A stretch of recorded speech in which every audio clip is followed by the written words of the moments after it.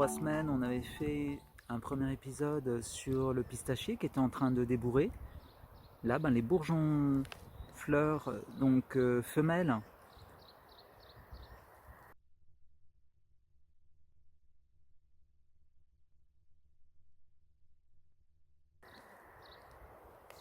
sont prêts pour être fécondés. Voilà, là c'est un pistachier Kerman.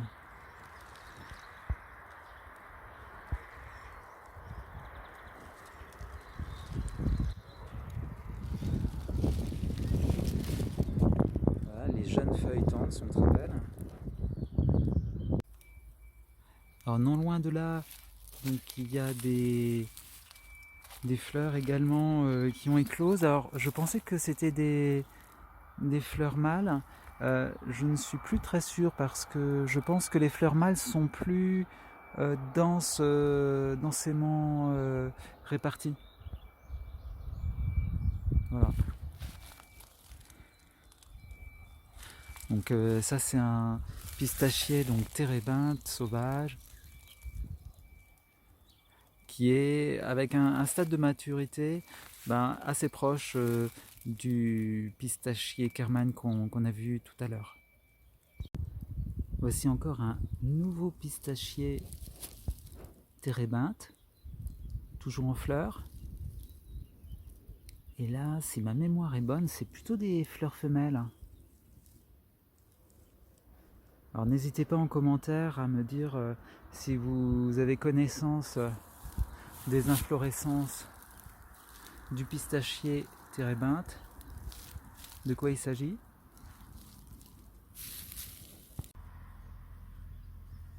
Alors ça, encore un vrai pistachier de semis. Bon, voilà, encore un autre. Donc ça c'est celui qu'on a vu qui est greffé. Encore un de semis. Donc comme je disais la dernière fois, ils ont bien 5 ans. Celui-là en revanche, c'est sa première année. Voilà. Et là, un pistachier greffé qui va pas nous faire de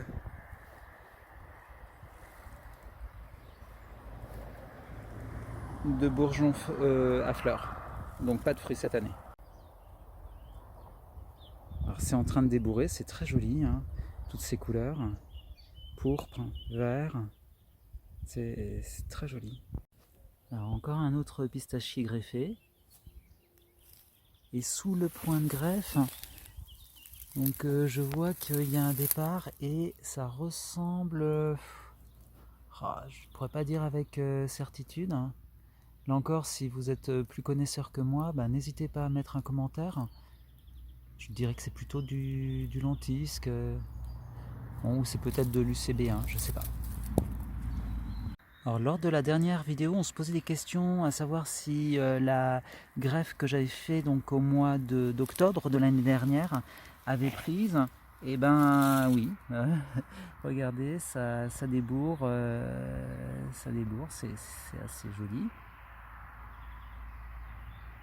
Voilà, bon ça sèche un petit peu, il faut dire que on est dans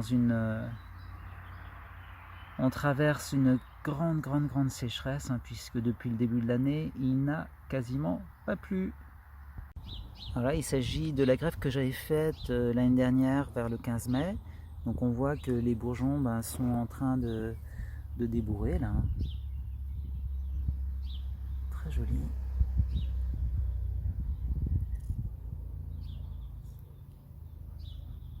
Ah, il est vraiment très vivace, même s'il est un peu en retard. Donc c'est un clone du Kerman, du Kerman de la première séquence vidéo qu'on a vue. Alors les pistachiers térébinthes spontanés que je n'ai pas taillés à la fin de l'hiver sont très beaux. Ils font des poussées, des pousses, regardez. Là on est sur 40 cm de pouces. Ils vont être bien prêts à greffer. Et puis, en revanche, ceux que j'ai taillés, on va voir, ils sont très en retard, c'est une catastrophe. Donc, faut pas tailler les, les pistachiers térébinthes à la sortie de l'hiver, c'est une mauvaise idée. Voilà donc un pistachier térébinthe taillé à la sortie de l'hiver, très mauvaise idée, il est en retard. Alors voici un livre que je conseille de Magali Amir, qui s'appelle Le Pistachier. Il recouvre beaucoup d'informations. Vous voyez par exemple une description des fleurs. C'est un beau livre, j'ai pris du plaisir à le consulter. Ah ben là, on a effectivement le pistachier lentisque, fleurs femelles et fleurs mâles, mais on aimerait ça pour le pistachier térébinthe. Ah bah voilà. Alors les fleurs femelles et le bouquet de fleurs mâles. Ouais, j'ai l'impression que c'était plutôt des fleurs mâles qu'on a vues tout à l'heure. Donc c'est bien, ça va pouvoir polliniser mon pistachier. Et donc, je voulais vous lire un petit passage. Donc, un fait étonnant et qui peut décontenancer, on a remarqué dans la nature qu'un pistachier mâle, soumis à un stress important, comme une coupe ou une mutilation, peut se transformer en arbre femelle et donner des fruits. De même, à l'état naturel, on a pu voir de très très vieux arbres porter des fleurs mâles et femelles. Vous voyez, c'est vraiment étrange à méditer.